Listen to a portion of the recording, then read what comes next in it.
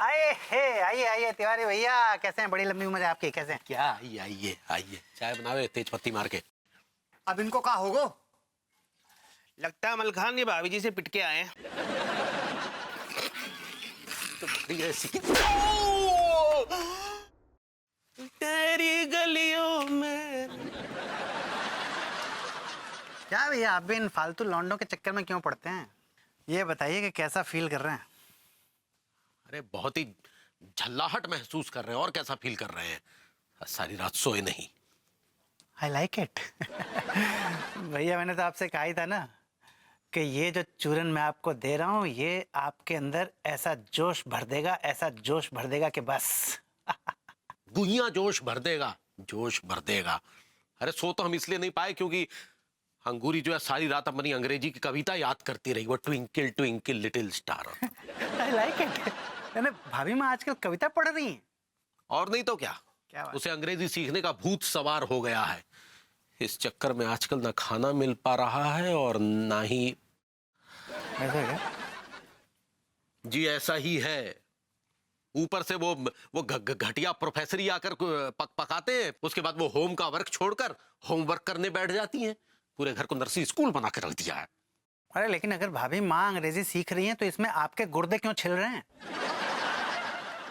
मतलब बेचारी एक अच्छी खासी लेडी अगर कुछ करना चाहती है, पढ़ना चाहती है, जिंदगी में आगे बढ़ना चाहती है तो आपको अप्रिशिएट करना चाहिए ना, आपको दबाना नहीं चाहिए।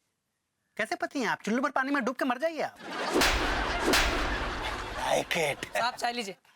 हमारे प्रोफेसर ही कहते हैं कि जब हम अंग्रेजी सीख रहे हो तब हमको अंग्रेजी खाना खाना चाहिए, तो का अंग्रेजी जल्दी आ जाती है। यार ये भभूति जी का हम क्या करें? हमारी इतनी सीधी सादी बीवी का सत्यानाश करके रख दिया। अब भाई यू आर हंग्री। अरे हंगरी नहीं, वो एंग्री होता है पगली। सही पकड़े हैं। हमको पता है, हम सीख गए हैं अभी। हम तो आपको टेस्ट कर रहे थे। अब जाइए, जाके स्लीप हो जाइए, हमको पोल्ट्री याद करनी है। अरे पहले खुद तो अच्छे से पढ़ना सीख लो, उसके बाद हमको सिखाना। पूरी की पूरी कविता का सत्यानाश करके रख दिया। ये क्या बात कर रहे हैं लड्डू के भैया? और नहीं तो क्या, वो कवि ऊपर चीत्कार कर रहा होगा कि इस मनहूस घड़ी के लिए ये कविता लिखी थी। लड्डू के भैया आप हमें अंडरस्टीम कर रहे हैं। देखो अंगूरी, हम तुम्हें साफ साफ कह दे रहे हैं, ये अंग्रेजी सीखना तुम्हारे बस का रोग नहीं है। तुम ये सब छोड़ो और सीधे सीधे किचन संभालो। भाभी जी रात के 2:45 बज रहे हैं। इतनी रात को आपको कविता सीखना अंग्रेजी का? और प्रोफेसर जी प्लीज प्लीज, हमको लड्डू के भैया दावा किए हैं कि हम अंग्रेजी का एक ठोक कविता भी ना ही बोल सकते हैं, तो अंग्रेजी तो बहुत दूर की बात है ना। हमको उनको कविता सुना के दिखानी है। हम सुनाएगा आपको? अब प्रोफेसर जी, ये आपकी स्टूडेंट का इज्जत का सवाल है। भाभी जी आप देखिए, समझने की कोशिश क्यों नहीं कर रही हैं? आप प्रोफेसर जी ठीक, एक बार हमरा कविता ठीक करवा दीजिए, फिर हम लड्डू के भैया को सुना सकते हैं ना। यानो भी ना भाभी जी को लेकर ऊपर आ रही है। क्या? प्रोफेसर जी,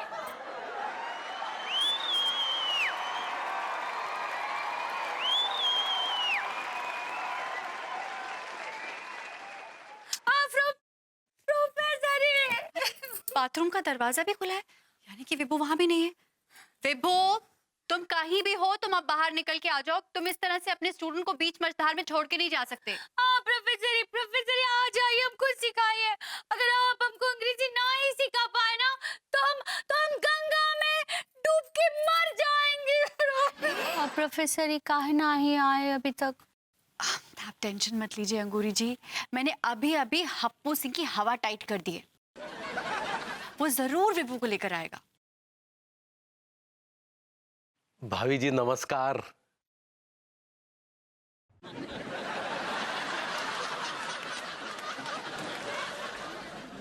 क्या बात है भाभी जी, आप हमसे नाराज हैं? नाराज नहीं हूं तो क्या आपकी आरती उतारूं? जी ये कैसी बातें कर रही हैं आप भाभी जी? बिल्कुल ठीक बात कर रही हूँ मैं। अगर अंगूरी जी अंग्रेजी पढ़ना चाहती हैं तो इसमें आपको क्या प्रॉब्लम है? जी वो तो आप मर्द सारे एक जैसे हैं।